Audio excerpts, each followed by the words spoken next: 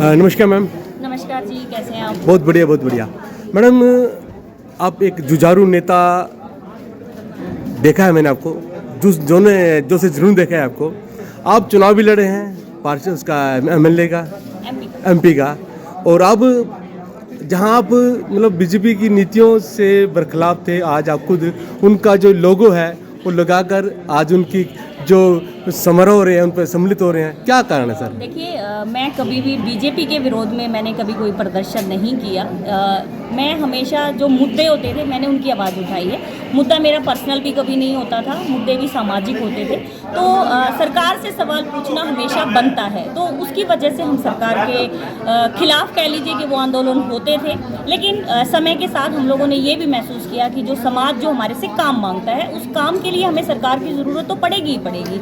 और अगर सरकार के साथ मिलकर नहीं रहेंगे तो फिर लोगों के काम नहीं होंगे। अंततः लोग काम ही मांगते हैं। आपने बीजेपी के चुना और भी कई सारी बहुत पार्टियां थी। विपक्षियों को तो देख लिया ना, विपक्षियों ने तो आज तक कभी अप्रोच ही नहीं किया। उनके मंच पर हमारे जैसे नए बच्चों की कोई जगह नहीं है।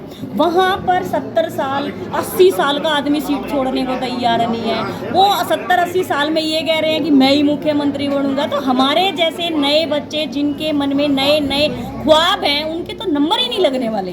तो वो लोग तो पके पकाए मंच हैं, उन्होंने अपने घर के बना रखे हैं, चल रहा है उनका अच्छा काम। मतलब जो बीजेपी कहती है कि कांग्रेस में भाई भतीजे विवाद चल रहा है तो चलता ही रहेगा, आपका कहना तो मतलब? सर, अगर हिस्ट्री देखें तो ऐसा ही है। मैं 2018 में मैंने कांग्रेस पार्टी ज्वाइन की थी। उस समय मेरे घर पर एक बहुत बड़ा प्रोग्राम हुआ था, हमने रैली कराई थी अशोक तंवर की, और एक बहुत बड़ा मंच हम लोगों ने सजाया था, जिस मंच के ऊपर लगभग 200 से ज़्यादा आदमी बैठ सकते थे। और ये वो लोग थे जिन्होंने मेरे घर के प्रोग्राम में, मेरे खर्चे पे हुए प्रोग्राम पर मुझे जगह नहीं दी थी, मेरे ही मंच पर। क्योंकि इन लोगों को आदत हो गई है मंचों पर बैठने की। ये ऐसे करके देते हैं जगह ना, बैठ जा, मतलब पैर के ऊपर पैर रख के यूँ कहते हैं बैठ जा। तो मैं इतना बताना चाहती हूँ कि जिन मंचों पर महिलाओं के लिए जगह ना हो, जिन मंचों पर महिलाओं का सम्मान ना हो, भाई हमने ना जरूरत उन मंचों की। मतलब सीधे तौर पे आप कांग्रेस पार्टी सवाल उठा रहे हैं कि कांग्रेस पार्टी में महिलाओं के लिए कोई स्थान नहीं है, सम्मान नहीं है। स्थान का मतलब ये है, अभी संतोष तेजान के साथ भी कांग्रेस का एक प्रोग्राम हो रहा था, वहाँ पर संतोष तेजान जी को भी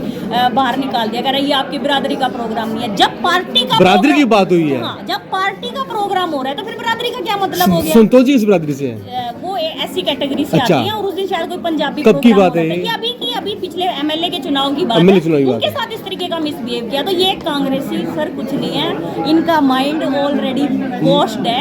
ये लोग डिसाइडेड माइंड के हैं कि हमने किसको लीडर बनाना है। हमारे जैसे नए बच्चे जो मेहनत कर रहे हैं, हमारा नंबर कब आएगा? मैं मरना तो नहीं चाहती।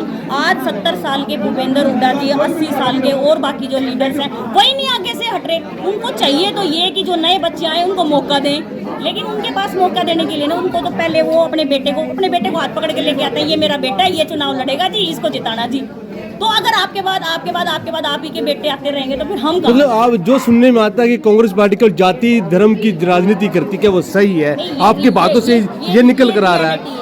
रियलिटी है कि वो जाति धर्म की राजनीति करते हैं, लेकिन लोगों को ऐसे दिखाते हैं कि हम लोग ऐसा नहीं करते हैं। लेकिन आज मैं देखो उनका विरोध करना, क्योंकि आज मैं एक राजनीतिक पार्टी में हूँ, उनका विरोध करना ठीक भी है। लेकिन मैं ये कहना चाहती हूँ कि हम वो रास्ता छोड़ आए हैं।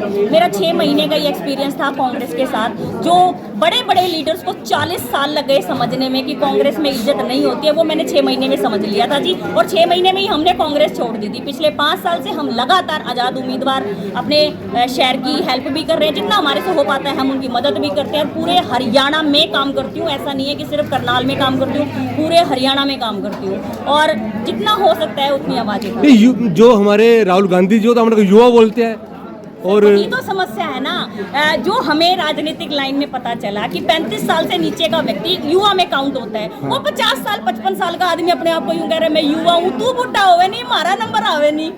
अच्छा, तो कैसा लग रहा है बीजेपी में इस टाइम आप कंपेनिंग में जा रहे हैं, क्या कहना चाहेंगे? सह सम्मान जगमोहन आनंद जी ने और नायब सिंह सैनी जी के नेतृत्व में मेरे को ज्वाइनिंग कराई, मुझे बहुत अच्छा लगा। मेरे को कई बार कांग्रेसियों ने भी बोला कि हम तुझे फलाने संगठन का लीड वो बना देते हैं, ये बना देते हैं। मैंने हमेशा उनसे ये चॉइस थी मेरी कि भाई तुम राहुल गांधी से ज्वाइनिंग कराओ मेरी, तो वो ये कहते थे नहीं नहीं नहीं नहीं नहीं नहीं। तो मुझे ये चीज़ अच्छी लगी कि जगमोहन आनंद जी ने डायरेक्ट मुझे मुख्यमंत्री जी से ज्वाइनिंग दिलाई।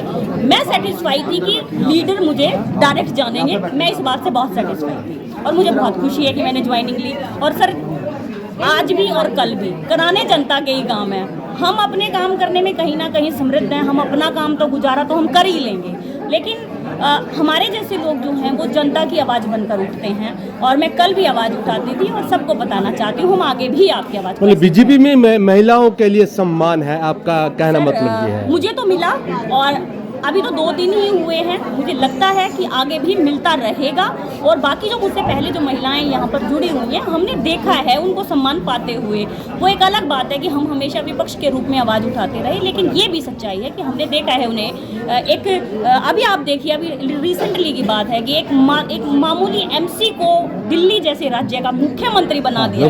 वही कहने वाला था मैं, सामान्य बात मतलब ये है कि सर काम की इज्जत होती है और हम काम करने वाले लोग हैं और निश्चित रूप से हमें इज्जत मिलेगी, ऐसी हम कामना करते हैं। चलो, रेणुबाला गुप्ता जी कितने मतलब मतों से विजयी रहेंगे, क्योंकि आपको इसका ज्ञान भी है? रेणुबाला गुप्ता जी जीतेंगी ही जीतेंगी और बहुत अच्छे मतों से जीतेंगी। मैं काउंटिंग में तो आपको नहीं बता सकती हूँ, लेकिन जीत पक्की है। तो जनता से क्या अपील करना चाहेंगे? जनता से अपील करना चाहती हूँ कि काम को वोट देनी है और मेरे चाहने वालों को मैं ये कहना चाहती हूँ कि प्लीज़ प्लीज़ बीजेपी को वोट दीजिएगा। Thank you.